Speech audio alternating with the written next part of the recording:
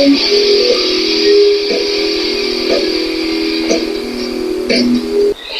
everyone, welcome to Logan Smosh Pig. Glad to have you here. Do me a favor and please subscribe if you haven't already. Thanks a lot for tuning into a new episode of Rock and Read. Today you will get to hear chapter 4 of No Regrets by Ace Frehley from Kiss. Here we go.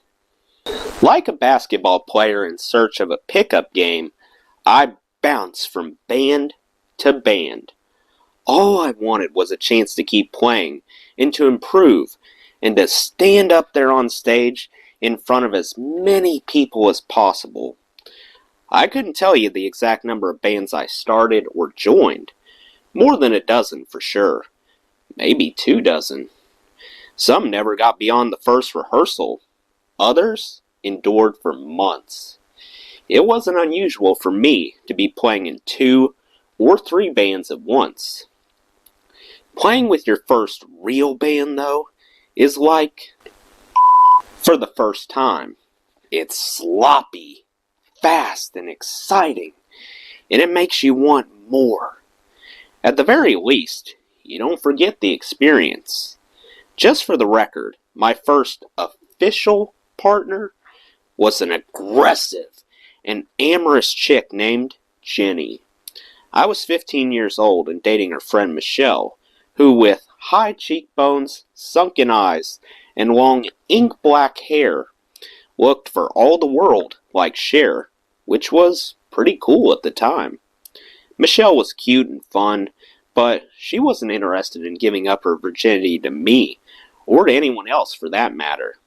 Jenny had different feelings on this issue, and she let me know one night when we were all together at a party. "Give me a call," she said, pressing a small piece of paper containing her phone number into my palm. I did, and the very next day we got together at her apartment. One of us knew precisely what they were doing, and it wasn't me. Jenny didn't complain though, and neither did I. When you're a 15-year-old boy getting laid for the very first time, all you really want or need is a warm, inviting body, and Jenny was more than accommodating. My performance was irrelevant and best left unexamined. I got better, a lot better, as time went on. The first band actually came a few years earlier, a few months after getting my first electric guitar. I was 13 years old, and the band was called the 4 Roses. It included me and my brother Charlie, both playing guitar, along with another of the junior Duckies, my buddy Joey on drums, and Charlie's friend Barry on bass. We played an assortment of rock and pop tunes, including the Beatles, Paul Revere and the Raiders, and Herman's Hermits. The first song I ever learned to play on the guitar was Miss Brown, You've Got a Lovely Daughter. We weren't particularly smooth or committed, but we were good enough to play a few sets at church functions and school dances. The band survived for less than a year, and along the way, it became apparent to me that I was more serious and maybe more talented than most young guitar players. For one thing, I liked practicing. There wasn't much that would hold my attention when I was a kid, but playing guitar was different. I'd sit in my room for hours, listening to songs and trying to replicate them. I had no interest in taking lessons or learning to read music, and never did, by the way, but I was more than willing to sit there alone, endlessly studying and dissecting songs, trying to figure out chord progressions and solos. In the beginning, I played rhythm guitar while Charlie played lead. This made sense. He was older and more experienced, and frankly, a better player. Charlie could read music. He was a student of the guitar. I was self-taught and undisciplined. Within about 6 months, however, a weird thing began to happen. When we'd get together and rehearse, Charlie would invite me to play lead on certain songs. I'm not even sure why he did that. We never talked about it. Looking back, though, I think he probably realized that his little brother had talent, and for whatever reason, he wanted to encourage that talent. I can see it now as a generous thing for him to have done. I mean, Charlie kicked butt on guitar. He had started playing a year and a half before me, and he was exceptionally skilled. So, I don't know. Maybe he was just looking out for his kid brother. I do know this much. Not long after that, the lineup shifted, and Charlie moved over to bass and rhythm guitar. I became a lead guitar player, and for the most part, I've been there ever since. By the time I was 17, I had been kicked out of DeWitt Clinton and transferred to Roosevelt High School. While my academic career remained something of an embarrassment, I'd at least gravitated away from the tough guys in my immediate area and begun hanging out primarily with musicians. I was also meeting a lot of different girls, often from different neighborhoods. I had a girlfriend named Kathy in Yonkers for a while.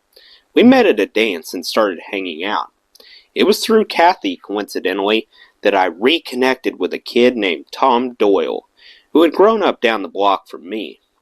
Tommy and I were good friends up until the age of 10 or 11, when he was hit by a car while playing in the street.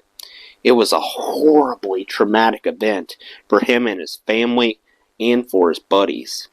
Tommy and I saw each other pretty much every day, played stickball and basketball together, and then all of a sudden, he was gone. No one talked about it very much. I knew he was in the hospital for a long time, but he never came back to the neighborhood. I'd forgotten all about Tommy when I ran into him one night while I was playing at a high school dance in Yonkers with a band called the Magic People. Trippy, huh? Turned out, he lived not far away. His family had moved to Yonkers shortly after Tommy got out of the hospital. Since then, he had become a serious hippie, if there was such a thing. Tommy had long hair and a beard, smoked a ton, and played in a band. We talked for a while that night, reminisced about the old neighborhood, and promised to keep in touch. And we did. In fact, though, I'd eventually lose touch with Tommy again. I know he wound up playing with acoustic hippie street rockers David Peel and the Lower East Side. For a while, we became close friends. I'd regularly make the trip from the Bronx to Yonkers to hang out with Kathy and Tommy. It was a good step for me, if only because it helped take me out of the Bronx and away from some of my old friends and partners in crime. Although I couldn't quite explain it, I realized that on some level, the life in Yonkers had more potential. I knew instinctively that by moving northward into Yonkers and Westchester County and associating with people who seemed to have better lives than I did, then maybe my life would improve as well. Maybe there would be more opportunity.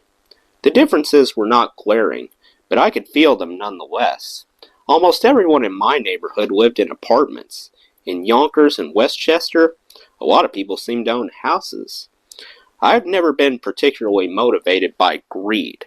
I wouldn't have walked away from KISS twice if money meant all that much to me. And it wasn't like I grew up in poverty. But I did want more out of life, and I just got a sense that if I hung around with folks who were more successful than I was, maybe some of that good fortune would rub off. It wasn't exactly a scientific theory, but it proved to be valid. You couldn't help but notice, even back in the late 1960s, that the Bronx was not a destination. It was a place people generally tried to escape. As a teenager, I saw it time and time again. If you made enough money, you got the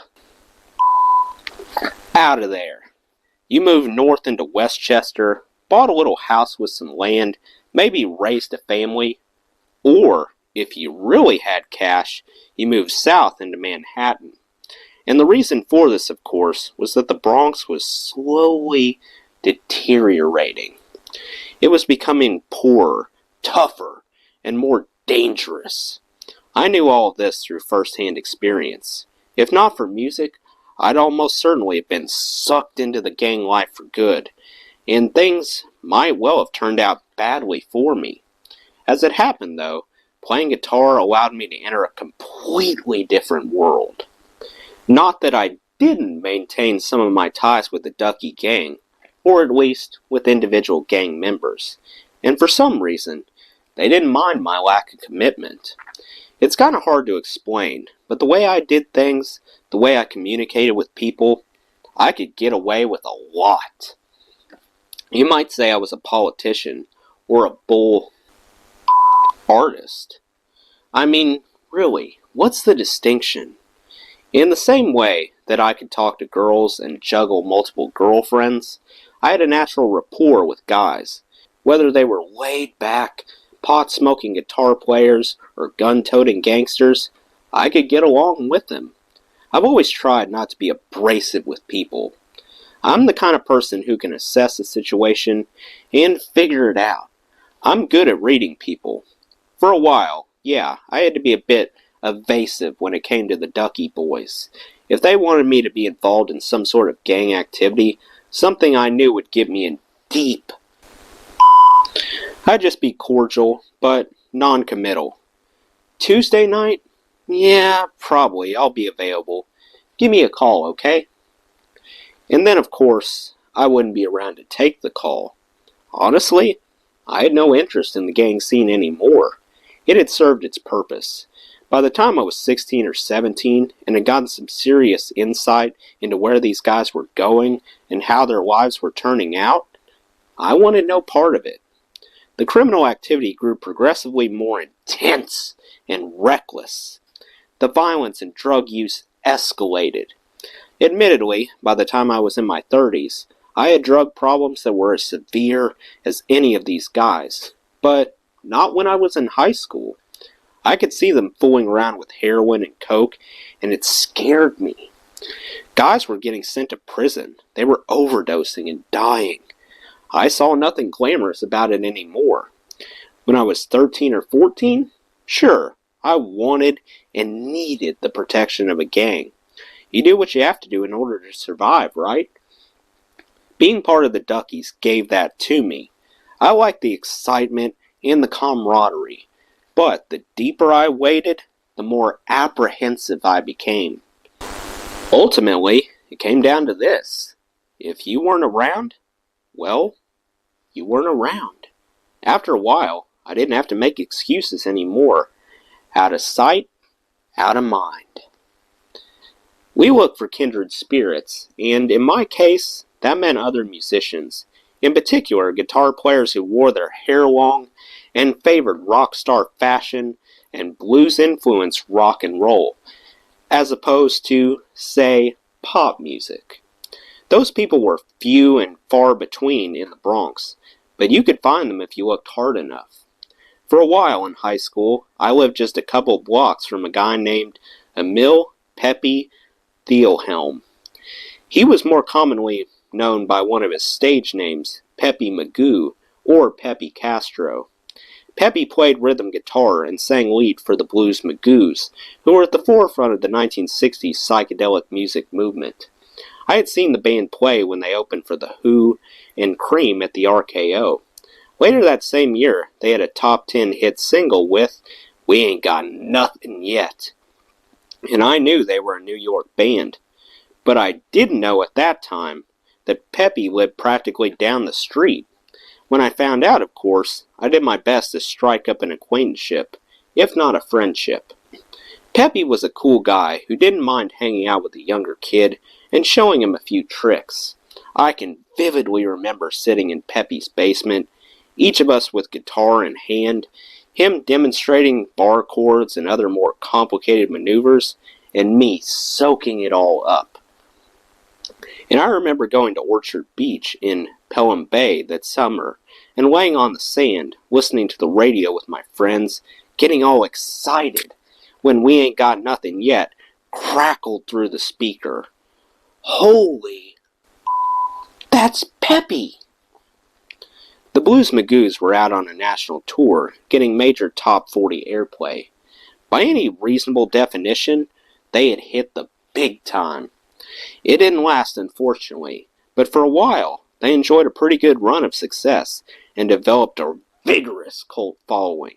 I looked at their achievements not with envy or awe, but with a sense of encouragement. When I saw that Peppy could make it and have a song on the radio, remember, this was the 1960s, a time when there was no greater validation for a musician than top 40 airplay.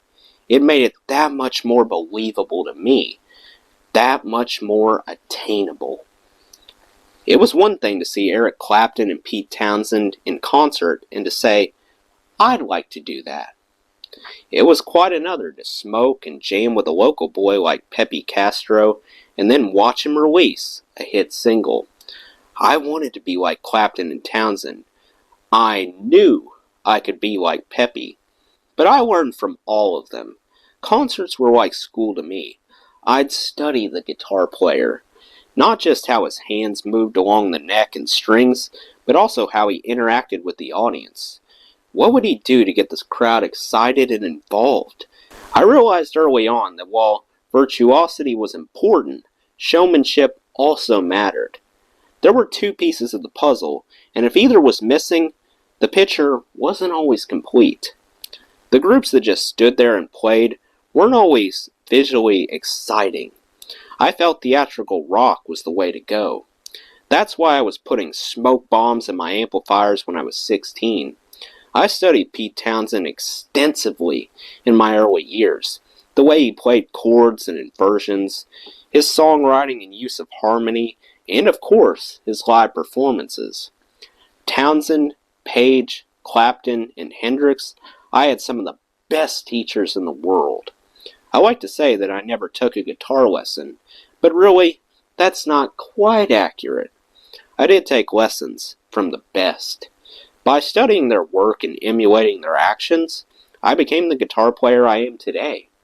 The fact that I don't read music is irrelevant. That's true of a lot of rock guitarists. If you love playing, you figure it out on your own. You put in the time, you study, and you practice till your fingers bleed. What probably made it easier for me is that I grew up in a household where music was important. I had the natural talent and the dexterity. It was inherent, and I was exposed to music my whole life. I'd hear my sister play scales and just pick it up, almost by osmosis. It was never that hard for me to figure out something on a record. I'd be jamming with my friends, and I'd hear them struggling to play something, and I'd say, No, watch, it's like this. And then, I'd demonstrate. I don't want to say playing guitar was easy, because that implies a lack of effort, but there's no question that it came easier to me than it did to others. I remember that for a while in my mid to late teens, when I was playing in one band or another, I almost felt guilty when I got paid for playing gigs. It didn't feel like work. I was having too much fun. After a while, though, I started to accept the notion that performing could also be profitable. And I began to think, wow, imagine doing this full time as a professional. Imagine the women, the money, the adulation. Imagine being a rock star. It was a no-brainer. But I also figured I had to devote most of my time and energy to the pursuit of this goal. And so midway through my senior year at Roosevelt, only a few credits shy of a degree, I dropped out of high school. Stupid, I know. I mean, who quits in their senior year? But I had absolutely no interest in school anymore. It was, in my mind anyway, a complete waste of time. If not for Jeanette Truratola, I'd probably still be a high school dropout. We started dating when I was 18 years old. It was almost from the beginning a turbulent and passionate relationship. We've always known how to push each other's buttons. Jeanette and I got to know each other through her cousin Jody and Tom Doyle. Tommy had a rehearsal studio in Yonkers, and in the evenings, it became a favorite hangout for a lot of local rockers. He could drop by most nights and jam for a while, and eventually, the jam would turn into a party. I'd visit Tommy a couple times a week, hang out all weekend, drink beer, smoke, and jam. Well, one night I went to a birthday party at this girl Lynn's house just down the street. I had been seeing Lynn and she was Jody's best friend. At the party, I was introduced to two girls from Ardsley, New York, which is in Westchester County.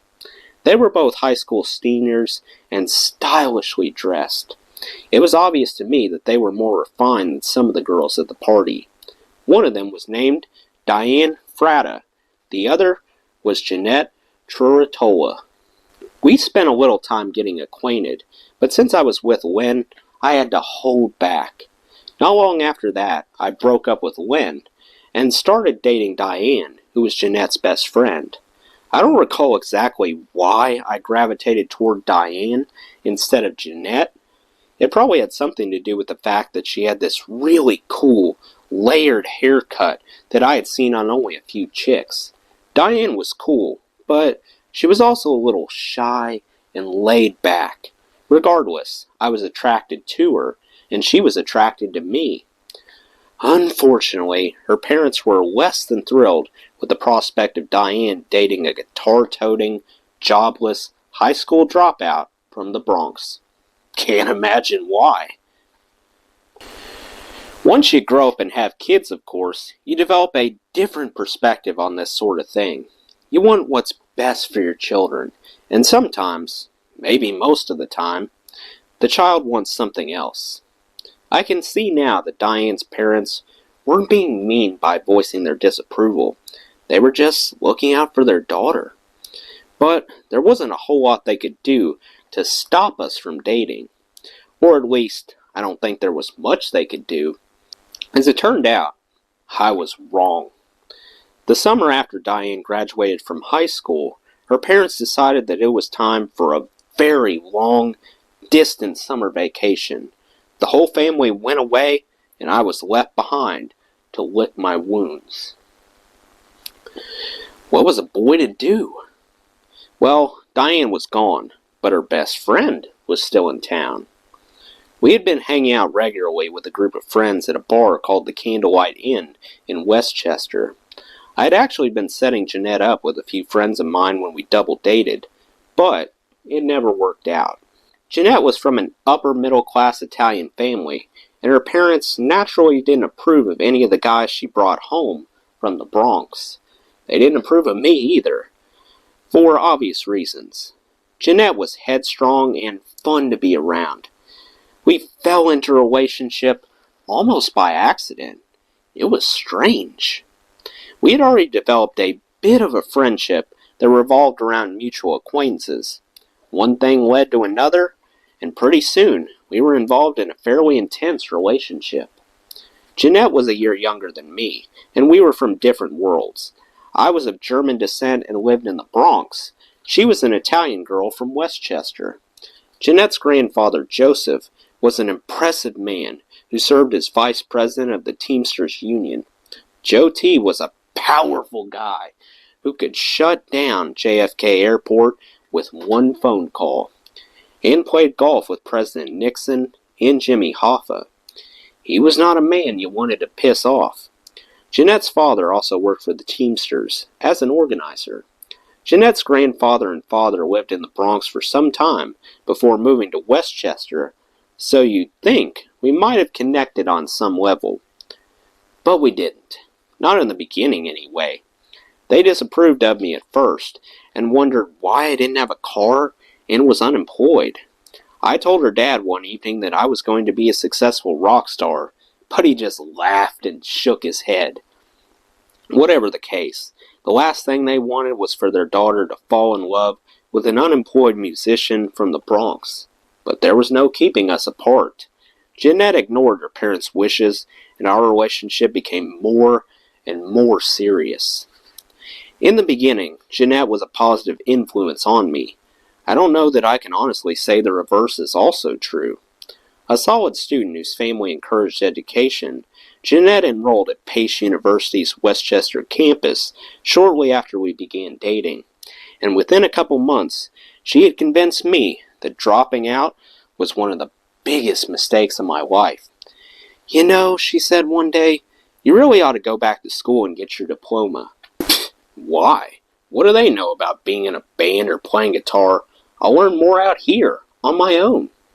Jeanette didn't pressure me, but instead systematically broke down my defenses, poked holes in whatever argument I might have presented. Basically, she said, I was too smart a guy to be walking around without at least a high school degree. She was right, and if I'm completely honest, I'll admit that I was somewhat embarrassed about being viewed as a dropout, or worse, someone who had flunked out. So I went back to school, taking classes at Roosevelt in the evening, while working various jobs during the day, and gigging on weekends. Since I was only a few credits short of a degree, it wasn't long before I had graduated. I went over to Roosevelt one afternoon, picked up my diploma, and then put in a call to my bass player Gene, who lived near Arthur Avenue in the Italian section of the Bronx. Along with another friend named Neil, Gene and I had formed a short-lived band called King Kong. Believe it or not, I had a bass player named Gene back in high school. Who knew? "Hey man, I'm a high school graduate," I said to Gene. "Good for you." He didn't seem terribly excited. "Are you free? We have to celebrate." "Now you're talking." First thing we did was buy 2 bottles of Mad Dog MD 2020, one of the all-time great, meaning horrible but effective, bum wines. The MD actually stood for Mogan David, the distiller of this fine brew. 2020 represented its potency, 20% alcohol, and the number of ounces in the bottle. Mad Dog was, and still is, cheap, strong wine, although the alcohol content of present-day MD is a saner 13%. Horrific stuff, but a sure and quick buzz. Very popular at the time. We also picked up a 6-pack of Colt 45, just to make sure the job was well done, and then fished a couple of empty boxes out of the trash near a post office on Fordham Road. The boxes were cleaned and adorned with stamps, and our plan was to put the beer and Mad Dog inside, and then smuggle the package into a local movie theater. If anyone asked, we'd say we were going to the post office after the movie. "I don't think we're going to get away with this," Gene said. "Ah, bull," I said, examining the package. "Looks official enough. I don't think anyone will say a word." They didn't. Gene and I bought our tickets and strolled casually through the lobby, even stopping to pick up some popcorn along the way. Then we went into the theater and took a couple seats near the front. We cracked open the Mad Dog, popped a couple cans of Colt 45, and started celebrating my newly minted academic credentials. Before long, we were getting pretty loose, putting our feet up on the seats in front of us, tossing popcorn at the screen, carrying on a running dialogue with the movie, rolling empty beer cans down the aisle. This naturally had the effect of drawing attention our way, and pretty soon one of the ushers was standing over us, flashlight in hand. "Gentlemen, you'll have to keep it down, or I'm going to have to ask you to leave." I laughed, tossed a handful of popcorn in his face. "Off, man." The usher scurried away. Poor kid was just trying to do his job, and here we were, a couple loudmouth drunks making his life miserable. On the long list of atonements I've made, or should have made over the years, this one is probably near the bottom. I mean, there was no long-term damage, but still, the kid deserved better. He came back a few moments later, again told us to lower our voices or face expulsion. This time, I didn't say a word. Instead, I jumped out of my seat, curled my hand into a fist, and clocked the kid right on the jaw. "What the?" he said, rolling toward the screen. His flashlight cracked against the seat and went dark, but in the flickering shadow of the film, I could see his hat turned sideways on his head, and I could see something else. The kid was crying. He scrambled to his feet and ran toward the lobby, screaming, "Somebody call the cops!" as he bolted through the doors at the rear of the theater. I looked around the theater. Everyone was staring at us. Then I turned to Gene. "What do you think?" "I think we should get the out of here," he said. "I don't feel like getting arrested tonight." We bolted for the nearest exit door at the front of the theater, adjacent to the screen, and sprinted down an alleyway before heading back to my place, which was only about 5 blocks away. Budding alcoholic that I was careful to grab the Mad Dog and Colt 45 before we made our exit, which allowed us to spend the remainder of the evening getting wasted in my room. It wasn't until about an hour later that I realized I was missing something. "Can you believe this?" I said to Gene. "What?"